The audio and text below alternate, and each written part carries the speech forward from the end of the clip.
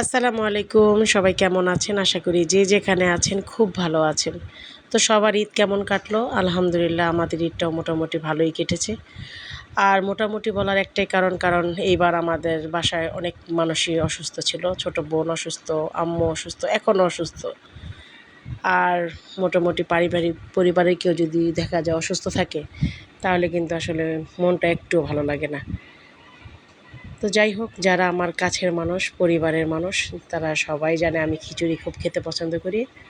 হোক সেটা বোনা খিচুড়ি বা পাতলা খিচুড়ি, যেটাই হোক, আমার কাছে খিচুড়িটা খুবই ভালো লাগে। আর আমি খিচুড়ি নিজেও ভালো রান্না করতে পারি। আর যে কারো হাতের খিচুড়ি আমার কাছে খুব ভালো লাগে। তো আজকের খিচুড়িগুলো আমার ফুপু পাঠিয়েছে পাশের বাসা থেকে। ফুপু সব সময় খিচুড়ি রান্না করলে আমাকে আগে দেবে। শুধু খিচুড়ি না, ফুপু যা রান্না করবে আমাকে না দিয়ে খায় না, এরকম একটা অবস্থা। মানে আমাদের সাথে এত সুন্দর একটা বন্ডিং, আল্লাহ সব সময় এই বন্ডিংটা রাখুক। তো বিকেলে হঠাৎ ডেকে বলল যে জানলার সামনে আসো। গিয়ে দেখি মাশাল্লাহ খিচুড়ি রান্না করছে। তো এখন খিচুড়িগুলো আমি খাবো। দুপুরে খাওয়া দাওয়া করছি, তারপরে কিন্তু ওই যে খিচুড়ি দেখে আর লোভ সামলাতে পারতেছি না, এখনই খাবো আমি এটা। তো প্রথমে আমি একটু ভুনা খিচুড়িটা ট্রাই করলাম। আসলে এটা খুদ দিয়ে করা, অনেক টেস্টি হয়েছে। আর ফুপুর ভর্তার কথা কী বলবো, ফুপু খুব ভালো ভর্তা বানাতে পারে। আর আমার বোনরা তো একসাথে হলে আমাকে ছাড়া কিছুই খাবে না। আর এই তো পাতলা খিচুড়ির কথায় আর কি বলবো, পাতলা খিচুড়ির প্রতি আমি এতটা দুর্বল, মানে যেটা বলার মতো না।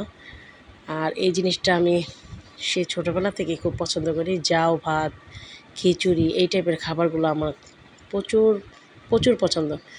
কারণ আমার দাদুর এগুলো খুব পছন্দ। আমার দাদির এই জিনিসগুলো মনে হয় আমি পাইছি। দাদি যা যা খেতে পছন্দ করে আমিও ঠিক তাই খেতে পছন্দ করি।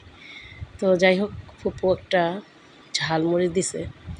প্রথমে ভেবেছিলাম অনেক ঝাল, কিন্তু যতটুকু ঝাল আমার কাছে এত ভালো লেগেছে, আমি সম্পূর্ণটা মরিচ খেয়ে ফেলছি। আমার এমনি জিহ্বাতে মানে ছোট ছোট গোটার মতো হয়েছে, মানে কিছু খেলেই ঝাল লাগে। কিন্তু আমার এই ঝালটা যে এত মজা লাগতেছে, আলহামদুলিল্লাহ।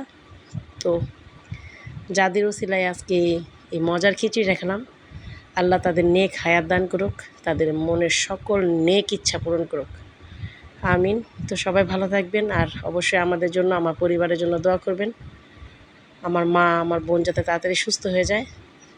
তো সবাই ভালো থাকবেন। আল্লাহ হাফেজ।